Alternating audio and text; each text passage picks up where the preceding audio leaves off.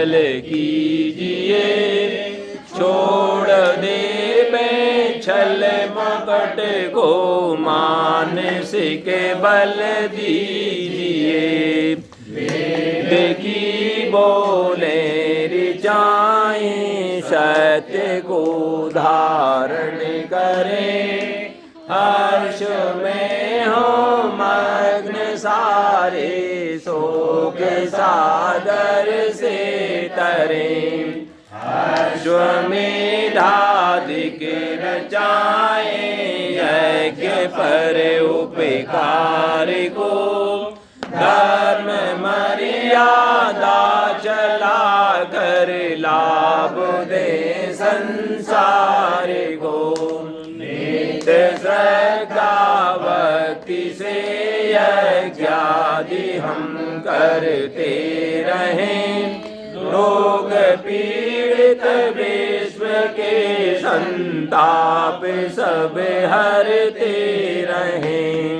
अब ना मिट जाए मन से पाप अत्याचार की, कामनाएं पूर्ण होवें यज्ञ से नर नारी की।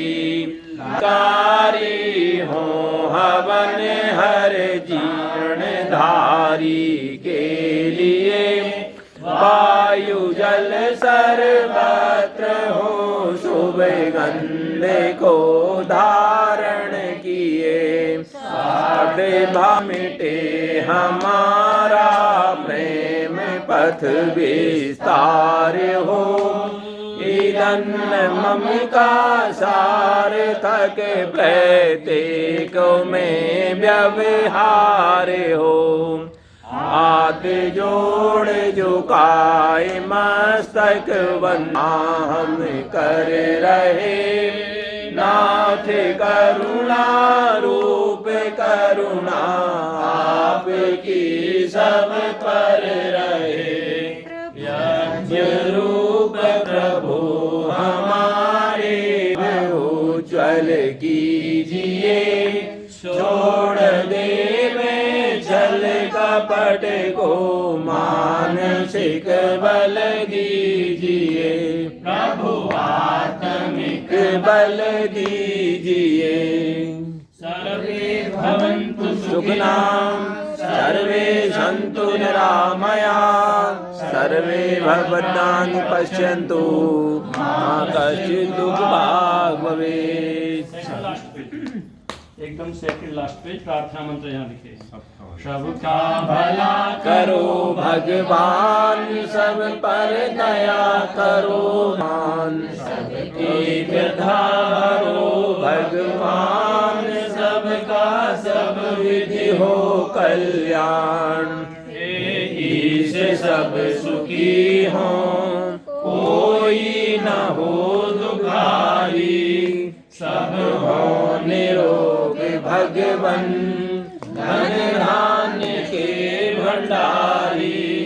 सब भद्र भाव देखें, सन्मार्ग के पथिक हो, दुखिया न कोई होवे, सृष्टि में प्राणधारी। भूखा न कोई सोवे, सृष्टि में जीव दी। त्वमेव माता च पिता त्वमेव, त्वमेव बन्धुश्च सखा त्वमेव, त्वमेव विद्या च द्रविणं त्वमेव, त्वमेव सर्वं मम देव देव, त्वमेव सर्वं मम देव देव। ओम असतो मा सद्गमय, तमसो मा ज्योतिर्गमय, मृत्योर्मामृतंगमय।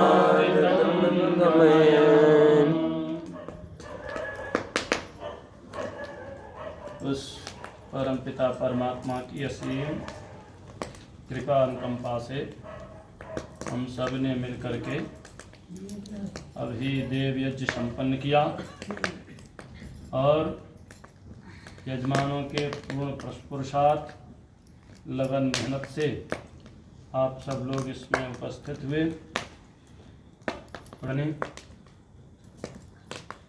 अभी हम सब लोगों ने जो कार्य किया है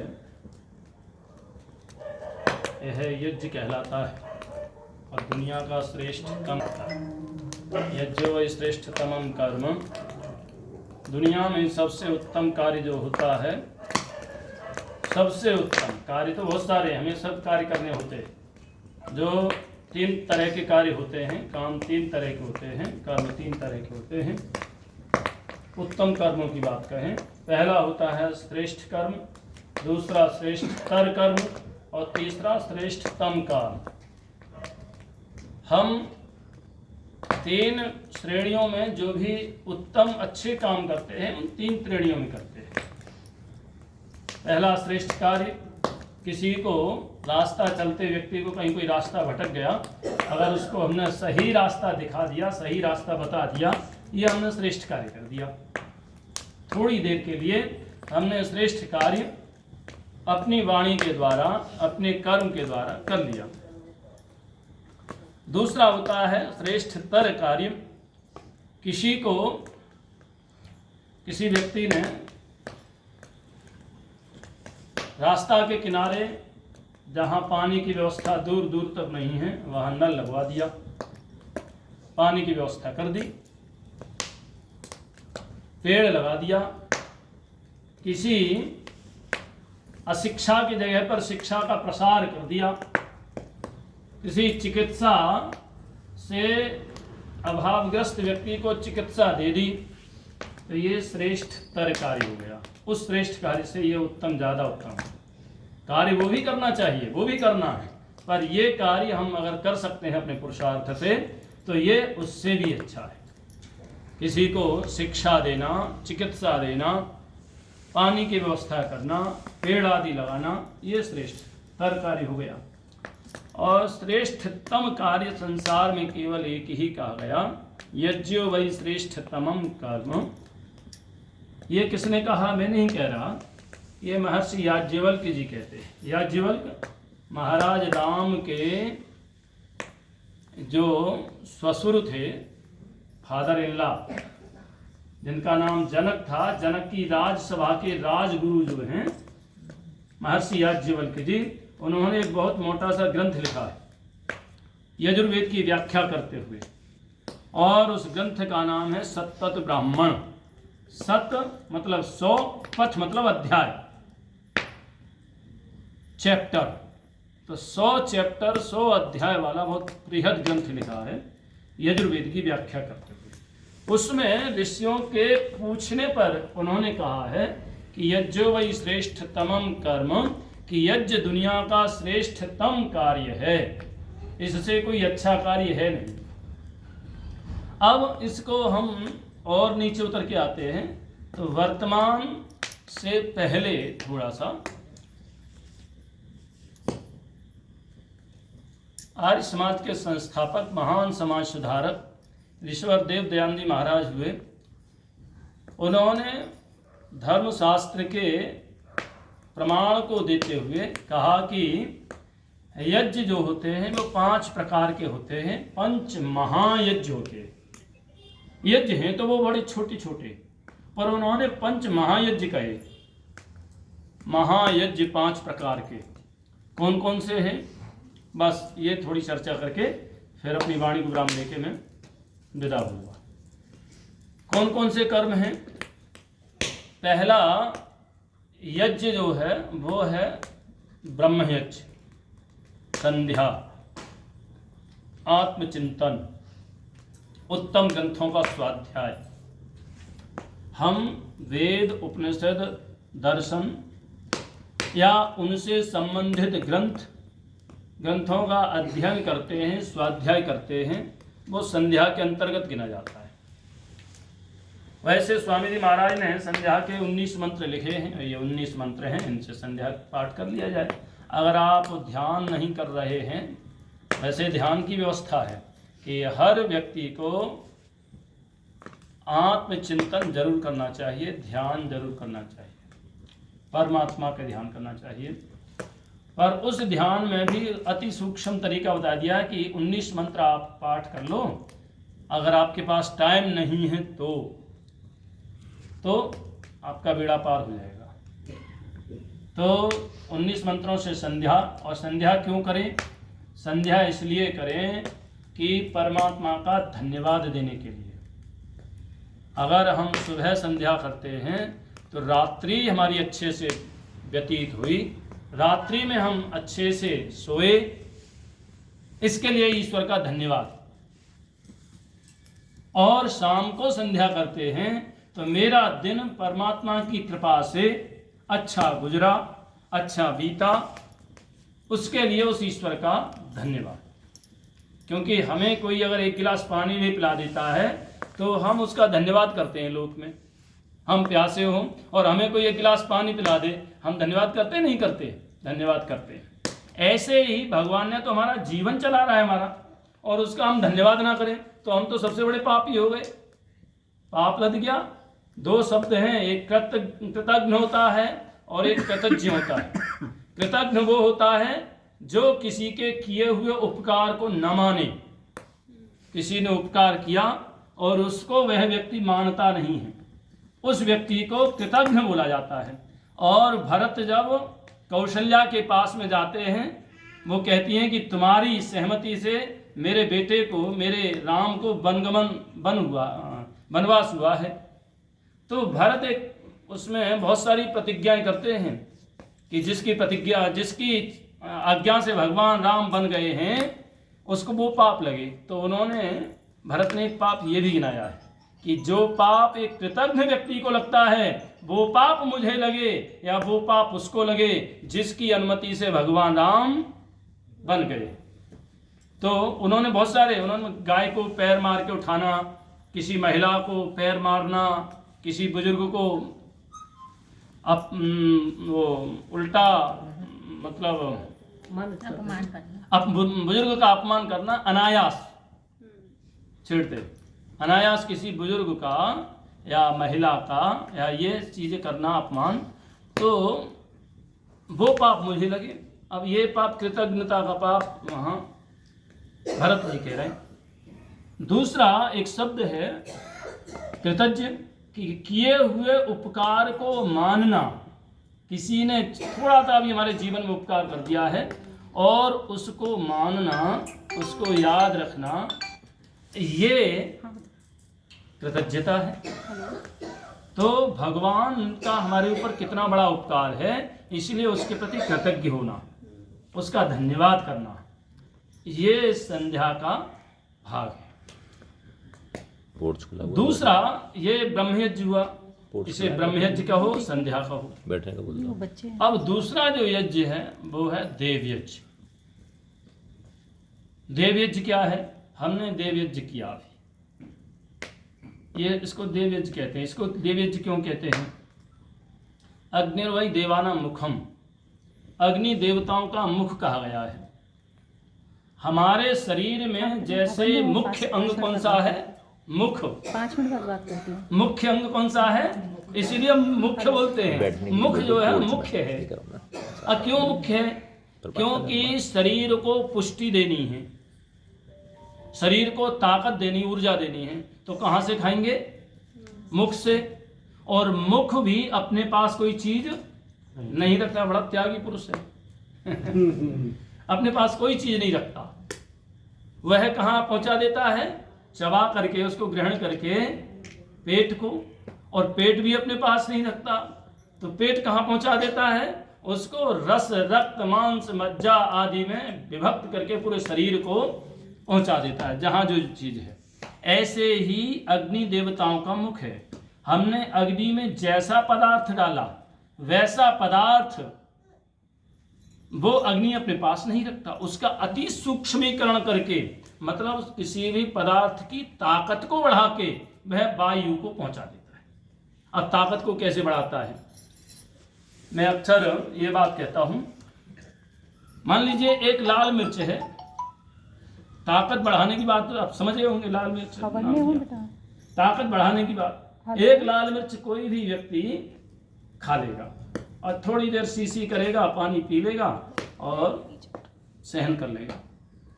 उसी लाल मिर्च को आप इस अग्नि में डाल दो, अभी जितने यहाँ बैठे हैं सबको पता चल जाएगा, इस घर के बाहर भी पता चल जाएगा। मतलब अग्नि ने उस पदार्थ की क्षमता हजारों गुना बढ़ा करके वायु को दे दी। तो वायु को दी और वायु ने भी अपने पास नहीं रखा, वो हम सबको, वृक्ष वनस्पतियों को, जड़ चेतन पदार्थों को सब तक पहुंचा दिया। तो इसलिए अग्नि देवताओं का मुख कहा गया है, जल को देवताओं का मुख नहीं कहा गया, वायु को देवताओं का मुख नहीं कहा गया, अग्नि को देवताओं का मुख इसलिए कहा गया कि अग्नि किसी भी पदार्थ की क्षमता को बढ़ा करके उसको और सूक्ष्मीकरण करके सभी तक पहुंचा दे। सभी तक पहुंचाने का काम वायु का, और वायु में जो पहुंचाती है वो अग्नि पहुंचाती है। एक व्यक्ति, एक बहुत पुराना उदाहरण है समझने के लिए। कोई व्यक्ति बड़ा जिज्ञासु था, जिज्ञासु व्यक्ति, बहुत ही ऊहा-पोह वाला। वर्तमान में बड़ी गंगा की महिमा चल रही है, और गंगा की महिमा अन्य अन्य कालों में पूरे साल चलती है। गंगा दशहरा आता है, पूर्णमासी अमावस्या को लोग गंगा में स्नान करना, नर्मदा में स्नान करना बहुत पुण्य का कार्य मानते हैं, पाप धुलाई मानते हैं। अब कोई व्यक्ति बड़े चिंतन में आया कि ये लोग कहते हैं कि पाप गंगा में नहा लिए तो हमने साल भर किए हुए पाप एक बार में गंगा साफ कर देती है। उसने जाकर के माँ गंगा से पूछा, आलंकारिक उदाहरण है, कहानी है, जिसके बोलने में कोई हानि ना हो और बात भी समझ में आ जाए ऐसा। तो वो व्यक्ति माँ गंगा के पास पहुंचा और गंगा से बोला, मैया आप तो बड़ी पापिनी हो, सारी दुनिया के मनुष्यों के पापियों के पाप अपने पास इकट्ठे कर लेती हो, हैं? आपसे गंदा कौन है? तो गंगा ने कहा क्या हुआ? उन्होंने कहा लोग, पापी लोग आते हैं, आप में स्नान करते हैं और पवित्र होके जाते हैं, सारे पाप आप अपने ऊपर ले लेती हो। तो गंगा ने कहा, अरे बच्चा देख, मैं इन पापों को अपने पास नहीं रखती, मैं इन पापों को समुद्र को पहुंचा देती हूँ, मैं अपने पास रखती नहीं। अब वो व्यक्ति दौड़ा दौड़ा चला और समुद्र के पास पहुंचा, और वहां जाकर के समुद्र से बोला, समुद्र देवता आज तुझे मैं समझाऊं कि तू खारा क्यों है, तेरा पानी किसी का पीने लायक क्यों है, पीने लायक नहीं है। क्यों नहीं है? क्योंकि तू दुनिया के पापों को अपने अंदर समाये रहता है। समुद्र बोला, अरे कैसी बात करते हो भाई, मैं वो पाप अपने पास नहीं रखता, मैं तो ये पाप सूर्य को पहुंचा देता हूं, हैं? सूर्य को पहुंचा देता हूं। सूर्य को कैसे?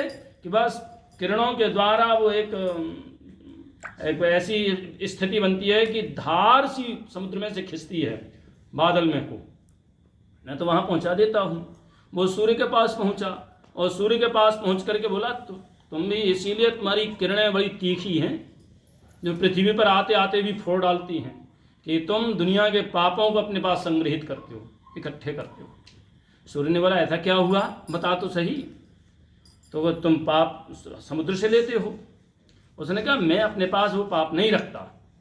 सूर्य ने कहा, मैं तो इंद्र देवता को दे देता हूँ। तो वो इंद्र के पास पहुंचा, इंद्र से कहा कि तुम बड़े पापी हो, इसलिए तुम घमंडी हो, कि दुनिया के राजा जो एक बार राजा बन जाता है वो घमंडी हो जाता है, इसलिए तुम घमंडी हो। इंद्र ने कहा, बात क्या है? उनके सूर्य से सारे पाप लेकर के पाप अपने पास रखते हो। उन्होंने ना ना ना, मैं उन पापों को अपने पास नहीं रखता, मैं तो उन पापों को बादल बना करके जहां से जो पाप आए थे वहीं बरसा देता हूं।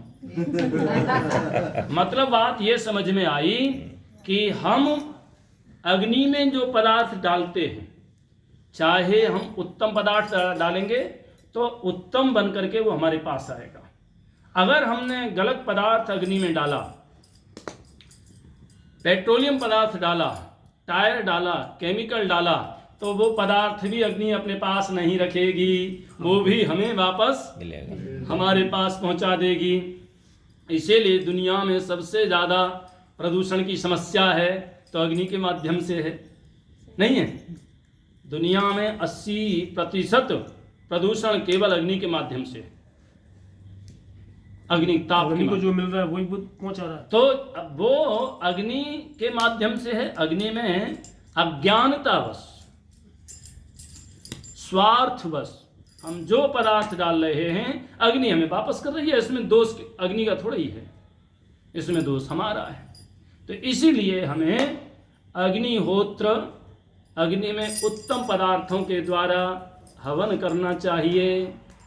और दुनिया में ऐसा कोई मनुष्य नहीं है, चाहे पापी हो या विद्वान हो, धर्मात्मा हो या कोई अधर्मात्मा, कोई भी हो, ये घोषणा नहीं कर सकता कि मैं पाप नहीं करता या मैं वायु को गंदा नहीं करता। पाप मतलब कष्ट, पाप का फल होता है कष्ट। मैं वायु को गंदा नहीं करता, ऐसा कोई नहीं। अब देखो हम क्यों नहीं घोषणा कर सकते, क्योंकि हम ऑक्सीजन लेते हैं और कार्बन डाइऑक्साइड निकालते हैं। कार्बन डाइऑक्साइड से जीवन खत्म होता है, जीवन समाप्त होता है। और आप उधर बैठ लो अपने यहाँ से उठ के, हाँ उधर भी बैठ सकती हो। जीवन खत्म होता है और लेते क्या है, जीवन दायिनी वायु। हम ऑक्सीजन लेते हैं और कार्बन डाइऑक्साइड छोड़ते हैं। अब अच्छी चीज हम ले रहे हैं, बुरी चीज थू थू, अच्छी लाला हैं? तो ये हम करते हैं, तो हम वायु को तो गंदा करते हैं। अब वायु गंदा करने का क्या हमने ठेका ले रखा है? अगर वायु गंदे करते हैं तो हमारा कर्तव्य है कि हम वायु की शुद्धि का भी काम करें, नहीं तो पाप हमारे ऊपर उतना चढ़ रहा है। वायु की शुद्धि के 2 काम हैं। पहला तो है अग्निहोत्र करना, हवन करना। हवन में अच्छे पदार्थों की आहुति देना। ये नहीं कि बाजार में जो भी घी मिला स्वाहा, अग्नये स्वाहा, हो गई अग्नि को स्वाहा, जा हाथ धो करके पीछे। जो भी मिला पंसारी की दुकान का कचड़ा इकट्ठा और स्वाहा, हम हो गए। इनसे भला नहीं होने वाला। देखो आज बड़ी विकट परिस्थिति ये है कि हम बाजार से अगर कोई सामान्य सा अपने लिए कपड़ा लें तो 10 बार उसको इधर उधर मसल के ऊपर नीचे उसके रेट भी देखेंगे, उसको देखेंगे अरे अच्छा है बुरा है, टिकेगा नहीं टिकेगा। और कोई चीज़ ने सब चीज़ देखेंगे, पर पूजा पाठ के नाम पर जो दुकानदार ने बांध दिया बस वही पैक है, बस वही आकर के हम उसमें नहीं देखेंगे। और नहीं देखेंगे, दुकानदार तो बनिया है, उसे अपना मुनाफा देखना है। भाड़ में जाओ जनता, भाड़ में जाओ पर्यावरण, तो वो कभी अच्छा नहीं दे सकता। अच्छा हमें लाना है। इसलिए नकली घी पूजा दीप द्रव्य के नाम से, केसरी दीप द्रव्य, वंदना दीप द्रव्य तमाम दुनिया के चल रहे हैं, जिन पर लिखा होता है नोट, इंग्लिश में भी लिखा होता है, हिंदी में भी, उनको बचने के लिए।